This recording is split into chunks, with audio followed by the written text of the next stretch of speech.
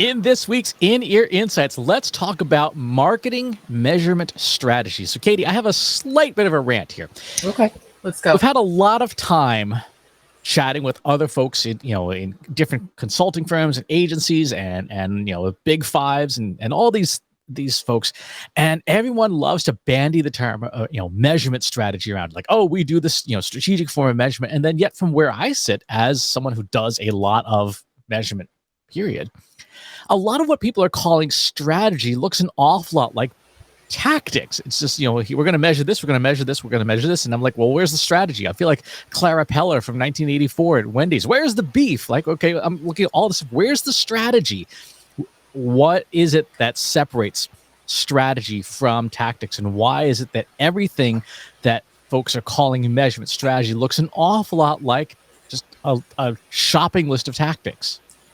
Well, I think first I want to dive a little bit into the psychology of strategy versus tactics. And so, both you and I, in the spans of our careers, have run into people who have said, no, I just do strategy.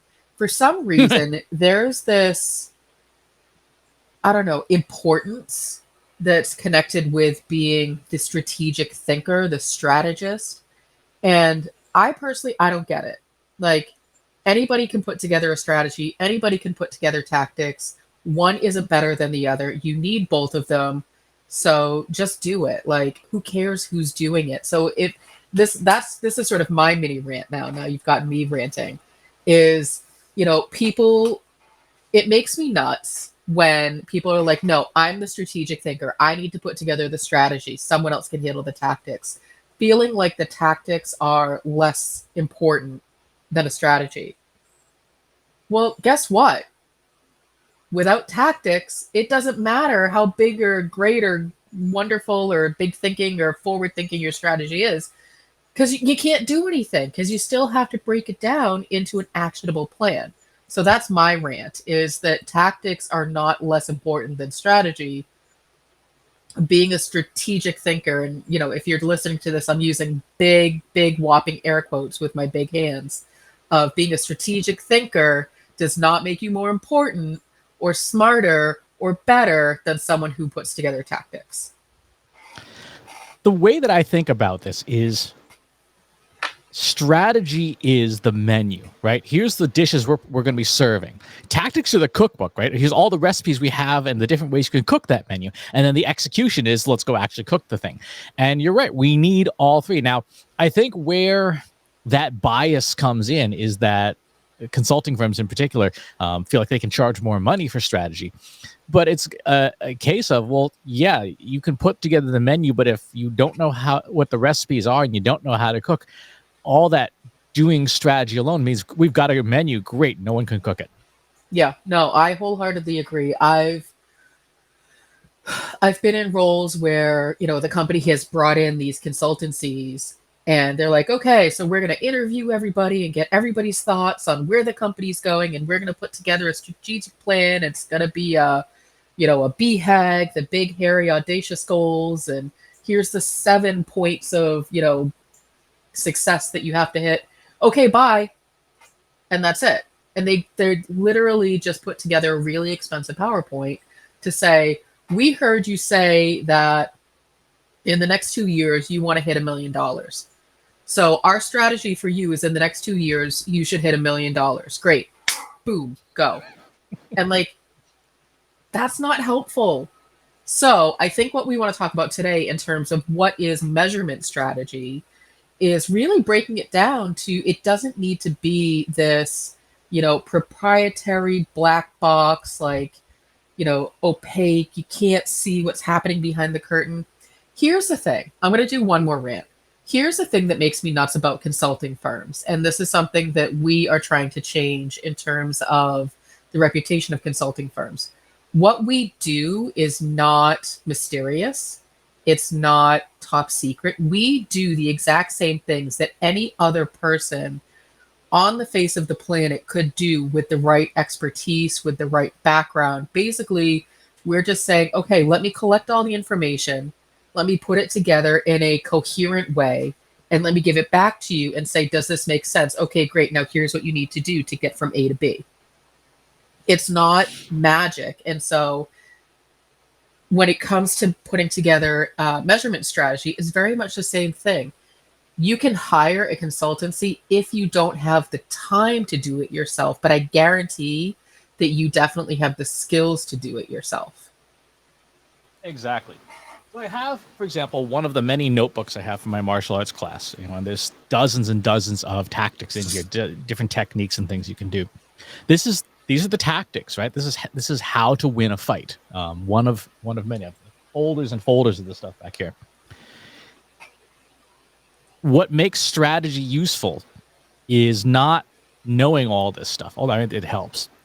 What strategy is knowing what the right tactic is at the right time for the right situation. If you pull out a spear fighting technique and you're facing off against some guy with a stick, you could probably succeed. But if you pull off a spear fighting strategy with some guy who has a machine gun, you're in a lot of trouble, right? Strategy is about what to say no to. Strategy is about, of the entire cookbook that you have, which recipes, maybe which 5 or 10 recipes fit together coherently on that menu, so that you're not putting sushi next to cheesecake, right? And putting cheesecake as the appetizer and your bean soup as the dessert. It sounds horrible. So measurement strategy to me is exactly the same thing, where we have all these measurement capabilities, these different tactics. We can measure this. We can run different kinds of regression analysis. And the strategy is what to say no to. You look at a business and say, you are a B2B to C, right? You sell your product through a distributor or a reseller. You make batteries and you sell them at Walmart. So a DTC e-commerce measurement system, wrong system. It's a misfit to the way your business works. And therefore, from a strategy perspective, we're saying no to this long list of metrics and techniques and maybe even tools.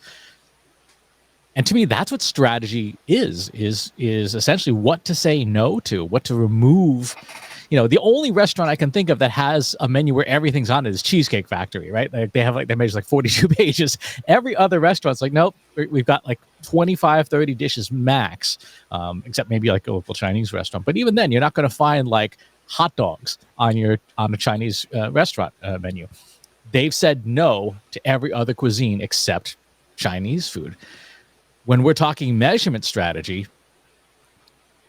even in there, we have to be very clear. Are we talking a digital marketing measurement strategy? Are we talking a cross-channel marketing measurement strategy?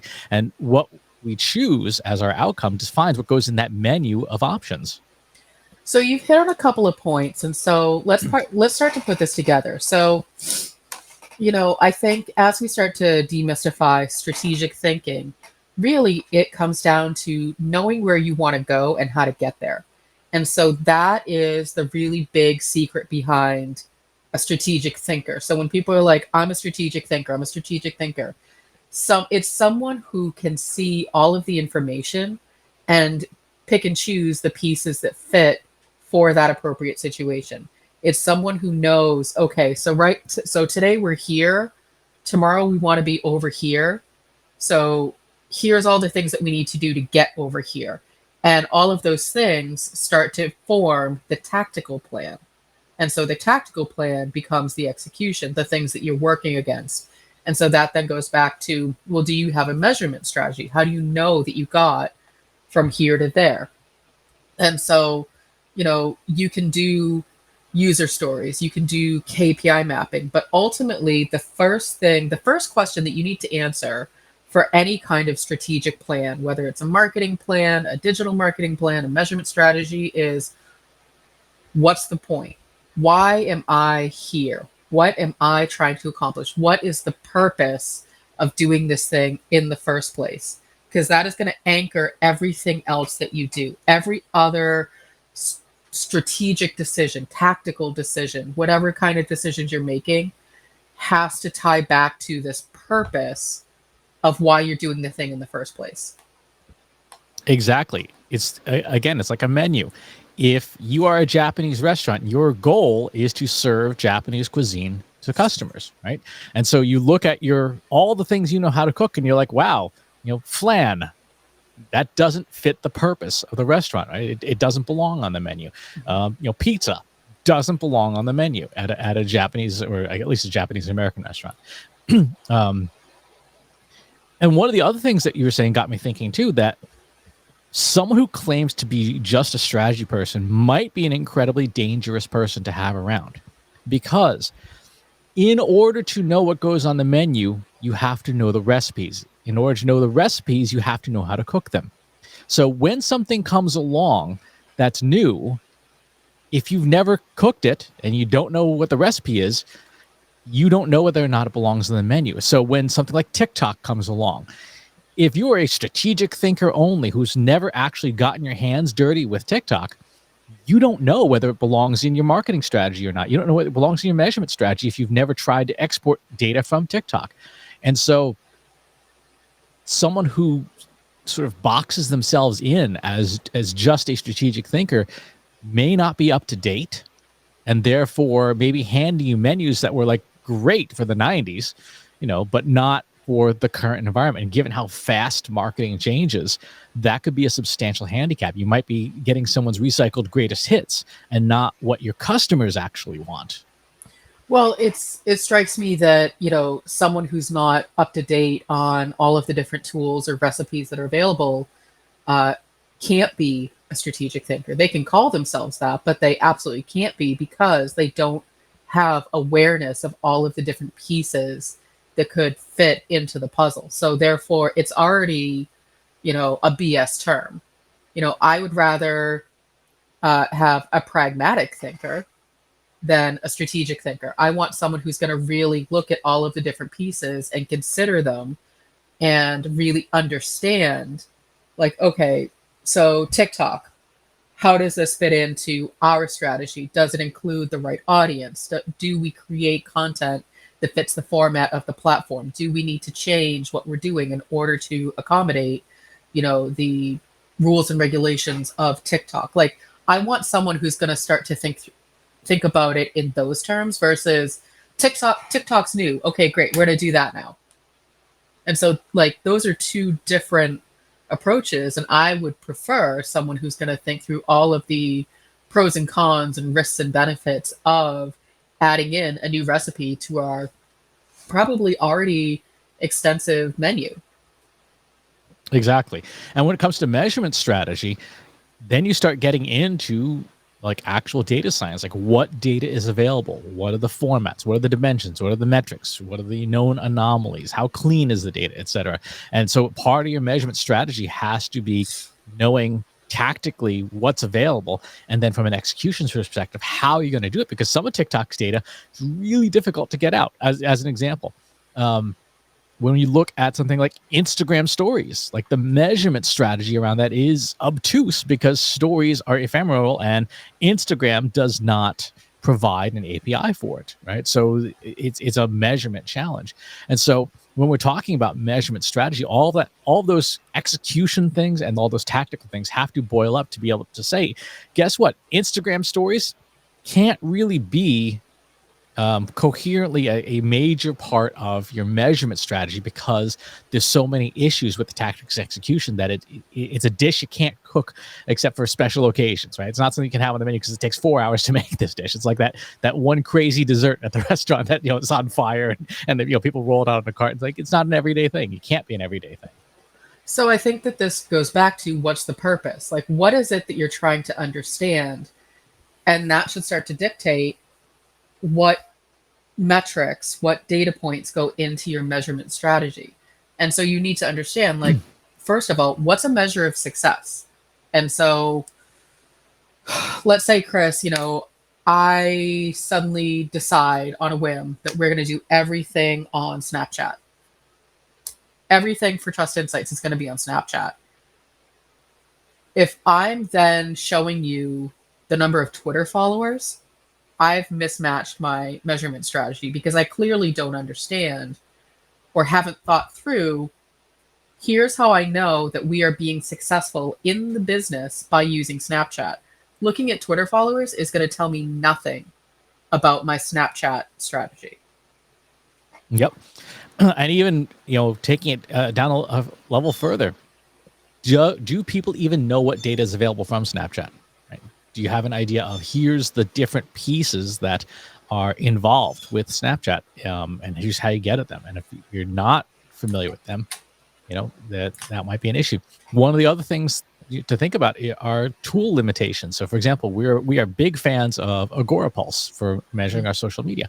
There's a whole bunch of channels that Agorapulse doesn't integrate with. So, in some ways, those are limitations. Like the appliances we have can't handle certain things. Like we have a really great blender, but we wanted to cook steak. That's not going to go well. And so something like a Snapchat, for example, is not something that's in Agorapulse. So we would have to figure out, is that relevant to our business?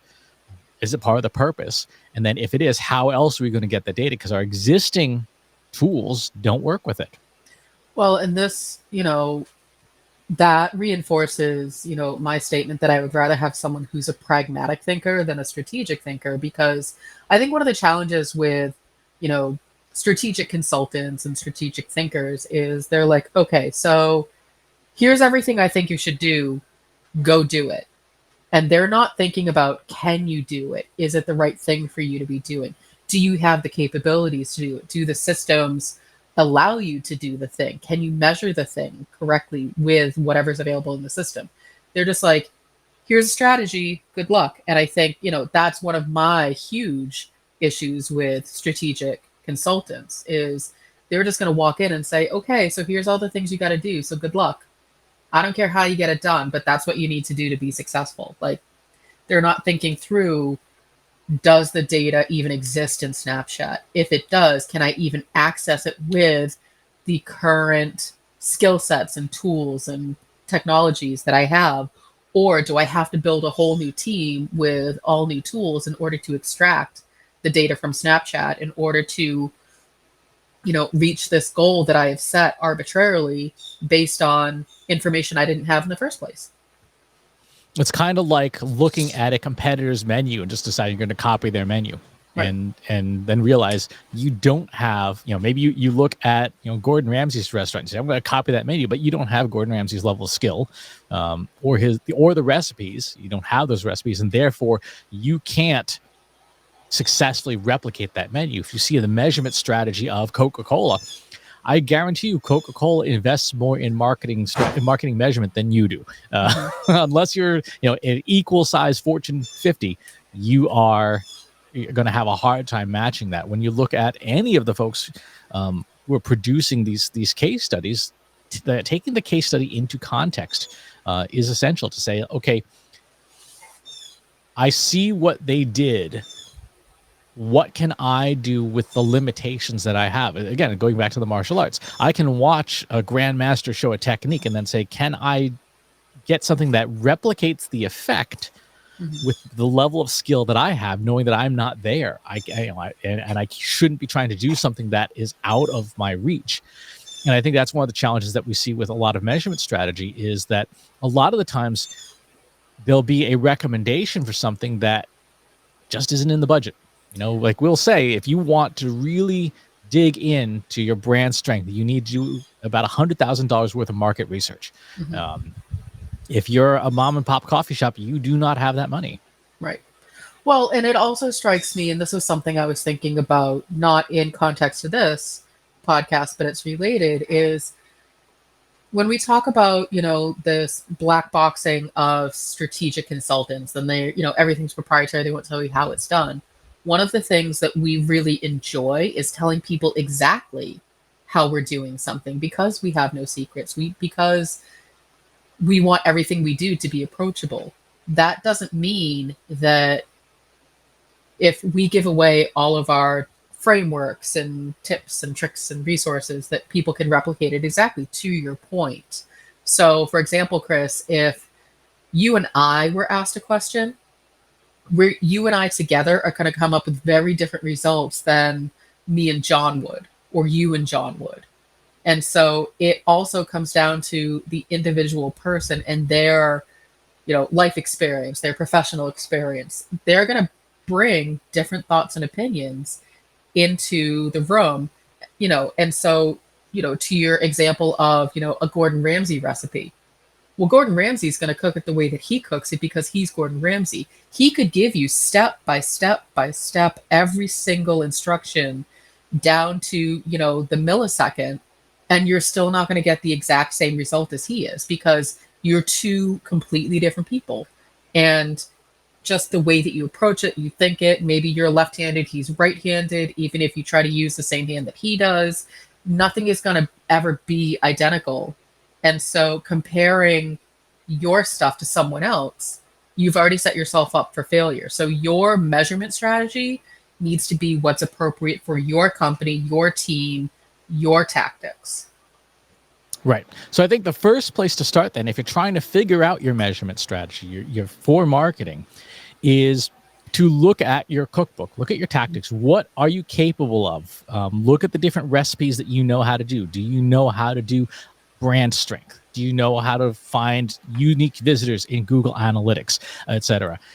All of those things, look in your cookbook. What do you know how to do? And then from there, once you've looked down through the execution layer, you go look up and you say, okay, well, here's the things that are on the table. Here's the things that are off the table. I know how to do, basic users in Google Analytics 4, but I don't know how to do maybe campaign extraction, right? Because maybe you haven't learned Explore Hub yet. I'm in the middle of working on some code right now to moving our digital customer journey product from Google Analytics 3 to Google Analytics 4, and I'm running into some substantial technical issues with it, namely that I have to extract like millions of rows of data to be able to do one analysis. And so I'm at a point where I know what needs to be on the menu because it's going to look very similar conceptually to our existing product. But now I'm looking into the execution side and going, wow, this is going to be a totally different way of cooking the same dish in order to produce the same measurement and the same insights for a customer. That, I think, when you're looking at your measurement strategy, say what's in your cookbook? What is it in your cookbook that you've heard of that maybe you bookmark and say, hey, I need to go learn how to do brand strength. I need to learn to do a proper share of voice. And you can bookmark that for your professional development. And then from what you know how to do today, you start cobbling together your menu. So as we start to piece this together, if you are asked to put together a measurement strategy, number one, what's your destination? What's the purpose? What is it that you're trying to accomplish? If you don't know the answer to that question, start there. Number two, what data are you collecting? So in that example, Chris, if someone says, I need to understand the strength of our brand, well, what data is involved in that? And are you even collecting it at this point? Is that someplace where you have to start? So you need to understand that piece. Do you have access to the data? Do you have a way to extract it that you can actually do something with it? And then once you do all of that, what's the so what? Is anyone going to make decisions with this information to do something different? So I can look at the number of Twitter followers that we gain month over month, but are we going to do anything different? Probably not. So why am I looking at that data in the first place? It's just more of a nice to have. It's, it's a point of interest, but it's not something I'm going to necessarily make a decision with. And so when you're putting together your measurement strategy, the most effective way to approach it is, what decisions will I be making with this data? Because otherwise what happens, and Chris, I know you've seen these in your experience as well, is that you get these massive dashboards with 100 different metrics and colors and labels, and you're looking at it and your head starts to hurt because you're like, I don't even know where to start. I don't understand what this is telling me or what I'm supposed to be doing with it. So you know what? I'm just going to ignore it, and it's just going to keep showing up and in my inbox week over week until I'm completely numb to it. And then the person who's spending, 80 hours a week putting it together is super frustrated that nobody's looking at their thing. It's another little Exactly. rant. No, but it's completely accurate. That's what happens when your menu doesn't make sense, or it's incoherent, or there's just too much stuff on it. Like I said, the only restaurant that gets away with that is Cheesecake Factory, and even then, there's a whole bunch of things that aren't on there that could be. So the last part I will say is that when you're looking at all the data available to you, spend some time learning what all the data means. Again, it's like having a cookbook. Learn why certain recipes work the way they do. Look for the common themes, because as new things come along, the more that you understand your recipes in and out, the easier it is for you to understand when some new ingredient or new tool comes along and say, okay, how does this fit in to my existing body of knowledge? A new social network pops up and it looks an awful lot like TikTok, Instagram, and say, okay, if I understand this dish and this dish looks very similar to this one, I can probably port some of my knowledge. So if you're really good at TikTok, you probably understand what to do with Instagram Reels. You understand how they function, and you understand how to measure them and report on that measurement. That's the way to keep your tactical knowledge fresh, which then keeps your strategy fresh. And I would add to that, your strategy should not be set in stone. It should not be something that you decide once and that's all you ever do with it. So, Chris, sort of building on this recipe menu restaurant analogy that you've been using, restaurants will take things off the menu if they're not working, if nobody's buying them, if they are purchasing the ingredients for a dish that nobody ever buys. That's a waste of money. You should do the same thing. You should audit your measurement strategy in the same way, once a year, twice a year, once a quarter, however often is appropriate for how quickly things change in your organization. One of my favorite restaurants that, I go to every once in a while, they just took a specific kind of pizza off their menu because nobody ever ordered it. And it was the only menu item that had the specific ingredients for that dish. So they're like, okay, nobody ever orders it, so I'm just going to go ahead and take it off the menu. Nobody's going to miss it. And they replaced it with a couple of other items that are similar with ingredients to things that are more popular, because they can repurpose those ingredients to make similar but different dishes depending on what you're in the mood for. That's a smart way to approach it, because you are reusing what you already have, and you're listening to your audience, you're listening to your stakeholders, your patrons, to say, this is what I actually want. Don't keep giving me this weird topped pizza over here that nobody's ever going to order. It doesn't make sense. I really just want fish and chips. Exactly.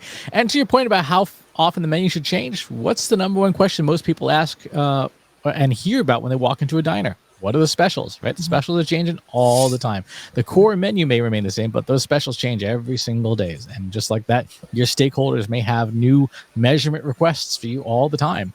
Some of those will become permanent menu items. Some of them be like, yeah, I didn't really like that, so there's no need for that. Mm-hmm.